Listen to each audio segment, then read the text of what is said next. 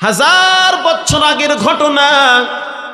বনি ইসরাইলের ভিতরে এক যুবক ছিল, যার নাম ছিল কিফিল, যার চরিত্র ছিল সুন্দরী মেয়েদের সাথে খারাপ ব্যবহার করা। এলাকায় যদি কোনো সুন্দরী রূপসী মেয়ে পাইত,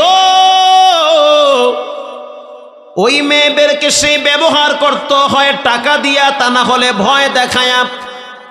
তার মানে তার চরিত্র হলো জেনা, ব্যভিচার করা। প্রত্যেকটা পাপের তো একটা শেষ আছে, প্রত্যেকটা মানুষের জীবনের তো একটা শেষ অবস্থা আছে। পাপ এমন একটা জিনিস যা মানুষকে একটা সময় কাঁদায়। পাপ এমন একটা জিনিস যা মৃত্যুর আগে হইল তাকে গোপনে গোপনে কাঁদাবে।